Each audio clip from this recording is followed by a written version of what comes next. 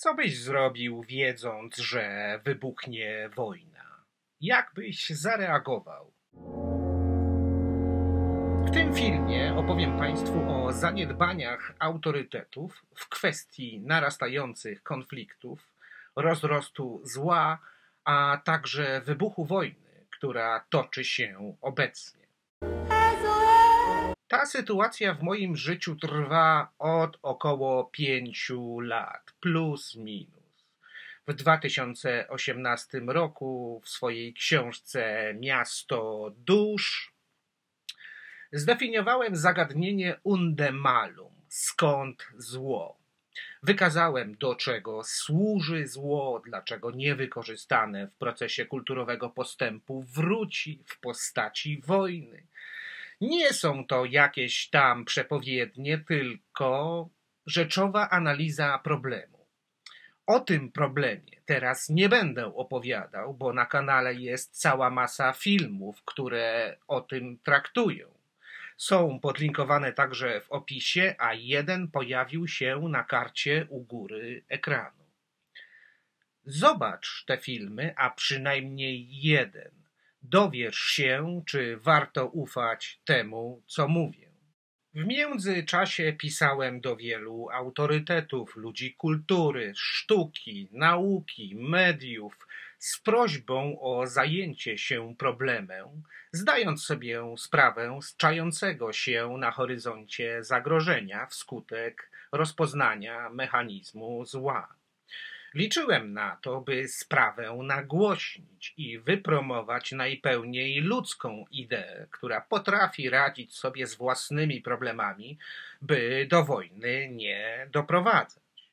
Korespondowałem między innymi z panem Krzysztofem Zanussim, podważając jego stanowisko w kwestii problemu zła, które ukazał światu w filmie Eter. Ale na ten temat osobne stanowisko chciałbym przyjąć w filmie, który ukaże się jutro na kanale, bo to jest też bardzo ciekawa historia.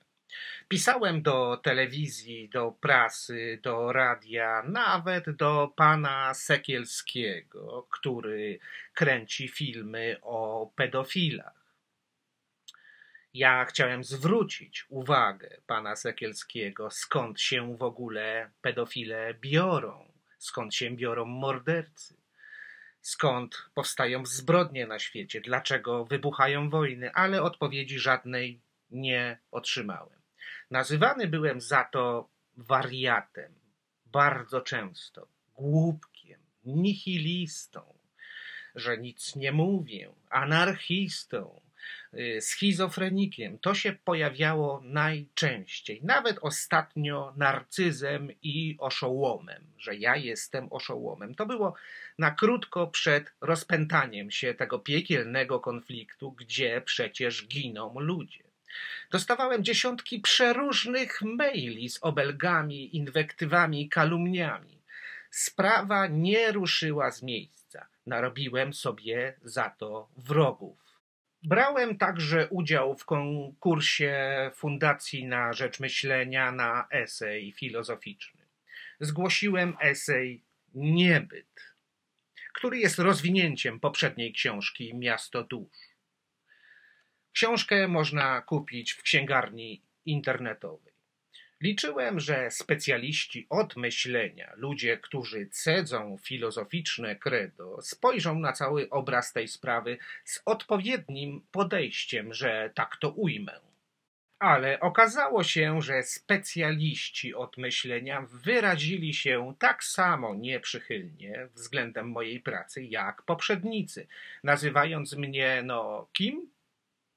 Anarchistą, nie inaczej. Esej zawierał także totalną krytykę filozofii instytucjonalnej, która od tysięcy lat nie potrafi rozwiązać problemu wolności, bo na świecie nie ma wolności, a także problemu zła, choć powinna według mnie za tą robotę się wziąć i to solidnie. Co nie przeszkadza tej filozofii uchodzić za mądrą i racjonalną, a jest jednak utajnioną formą nihilizmu i anarchii, bo wojna wybucha przy udziale, czyli przy indyferencji właśnie tej instytucji. W tym eseju Niebyt jeszcze bardziej podkreśliłem, czym jest ten problem, czyli rzeczowiej go unaoczniłem. Wielokrotnie pojawia się tutaj słowo wojna, konflikt, tragedia i także podawane są przyczyny, dlaczego tak się stanie. Na nic to, zero reakcji. Nazywać mnie anarchistą? Specjaliści od myślenia nie zauważyli jednak, że aby postęp kulturowy mógł zostać wdrożony w nasze życie, władza musi być przekazywana z rąk do rąk, gdy podpalany zostaje zaciemniony obszar ludzkiego doświadczenia i do tego służy moralne zło, bo inaczej to zło moralne niewykorzystane w procesie kulturowego postępu zatoczy koło i wróci zło destruktywne. Jest to zatem zdecydowanie racjonalna anarchia, jeśli ktoś chce tak to nazwać, lub racjonalny irracjonalizm. A w istocie jest to otwarcie siebie na zapłodnienie intelektualne i moralne. Tak też specjaliści od myślenia sami stali się anarchistami. O tym także, dlaczego te pojęcia racjonalne i irracjonalne, jak powiedziałem wcześniej skrótowo, łączą się ze sobą, dowiesz się z tego filmu, bo ten film także jest nakręcony już i zrobiony, pokazany na kanale, dowiesz się z tego filmu, który pojawił się na karcie u góry ekranu. Jeśli ktoś dzierży w dłoni klucze do rzekomej mądrości, a przy jego udziale wybucha wojna, jak w tym przypadku, to znaczy, że problemu nie rozumie, a jak się nie wie, czym jest zło, to jakże można być mądrym.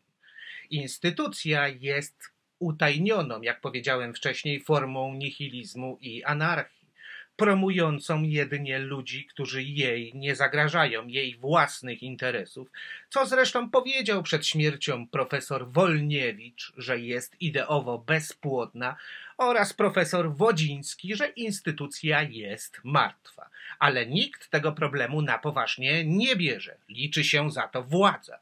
Aż w końcu wybuchła sobie wojna. A cóż to jest taka wojna? Tam giną dzieci, jeżdżą czołgi, wszystko się pali, świat wywrócony do góry nogami, a my mamy coś zrobić, bo jakiś oszołom, jakiś wariat informuje nas, że wybuchnie wojna. Ach, na pewno nie wybuchnie, to jest tylko jakiś wybryk jego niepoczytalnego umysłu.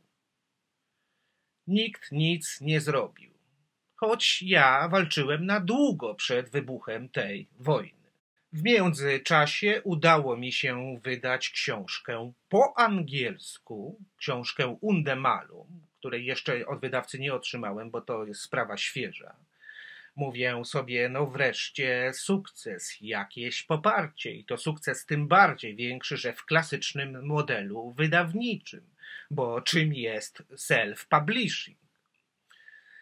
Ale tej książki o roboczym tytule Jak myśli Bóg w Polsce już wydać nie zdołałem. Nie byłem w stanie przekonać do tego pomysłu, a w zasadzie do ujawnienia tego problemu nie byłem w stanie przekonać wydawcy. Ostatnia informacja od wydawcy brzmi, że książka jest fajna, ale idea nie jest popularna, ma niską wartość sprzedażową. Proszę sobie wyobrazić moje zdziwienie. Co to znaczy niska wartość sprzedażowa? To Danuta Wałęsa ma wyższą wartość sprzedażową albo Krzysztof Ibisz? Czym jest istota twórcy? Twórca ma obowiązek ukazania tego, czego nikt nie widzi i nie dostrzega. To jest cała istota twórczości. Te informacje, jeśli chcecie się Państwo dowiedzieć, znajdziecie Państwo w moich książkach, ale i także w wielu filmach na tym kanale, bo o tym także mówiłem. Pod koniec października zeszłego roku powstał ten kanał, czyli Król Pustkowia, wraz z promocją nowej książki Raj Utracony, która nosi taki poboczny tytuł 1111 prawd człowieka wolnego od złudzeń. I ona jest pisana w formie takich refleksji, których jest 1111, no tak się złożyło akurat. I tam krok po kroku, od początku, przedstawiam swoje stanowisko w tej sprawie, na czym opieram te założenia, dlaczego tak uważam i co spowoduje, że te zaniedbania wrócą w postaci konfliktu. Do tej książki zostało stworzone także 55 filmów, pierwszych filmów na tym kanale. Są właśnie na playliście 1111 prawd człowieka wolnego od złudzeń. I zrobiłem to, żeby nie doszło do rozrostu jakiegoś konfliktu, do eskalacji zła. Ale sytuacja niestety znowu się powtórzyła. Milczenie. Choć nikt nie podważył mojego stanowiska. Dziwne, prawda? Tyle rzeczy się krytykuje, walczy się rzekomo z głupotą, a ja dostałem jedynie jakieś tam informacje i to w dużej mierze anonimowe, że jestem człowiekiem umysłowo chorym, że przed kontaktem ze mną należy skontaktować się z lekarzem lub specjalistą i całą masę tego typu idiotyzmów. W zasadzie nikomu się nie musi podobać to, co ja mówię. Zakładam, że potencjalnie prawda jest tym, co się podobać nie musi. Dlatego bardzo często prawda boli. Jeśli ktoś ma ochotę uważać mnie za oszołoma, wariata, to bardzo proszę. Ja pewnymi problemami zajmuję się kompulsywnie, ze sportowym zacięciem. Nie uważam natomiast, że jestem człowiekiem chorym albo jestem człowiekiem głupim, czy człowiekiem niedorzecznym, albo tym bardziej zagrażającym komuś, bo w istocie to ja sam sobie zagrażam. Bo dzięki tej inicjatywie, którą podjąłem, dość często jestem krytykowany przez społeczeństwo czy przez jakieś grupy ludzkie, że mówię od rzeczy, ale czego tutaj nie rozumieć? W filmach wytłumaczyłem wszystko najbardziej jasno, jak to jest tylko możliwe. Że to, co mówię, przyjmuje stanowisko, które budzi jakiś lęk i niepokój. Być może należało takie stanowisko przyjąć wcześniej, żebyśmy te sprawy mogli rozwiązywać. Ale to w tej chwili nie jest aż takie ważne. Więcej na ten temat mówić nie trzeba. Nie ma sensu po prostu. Proszę cię, żebyś zapoznał się albo zapoznała z podlinkowanym materiałem, żebyś oceniła ewentualnie wiarygodność tego, co mówię, a gdybyście zechcieli Państwo wesprzeć moją działalność w walce z głupotą, będzie mi niezmiernie miło. Serdecznie pozdrawiam i zapraszam na jutrzejszy film o filmie pana Krzysztofa Zanussiego Eter, bo jak wspomniałem, jest to bardzo ciekawa historia. Daj suba i ustaw dzwoneczek. Wierzyłem w to,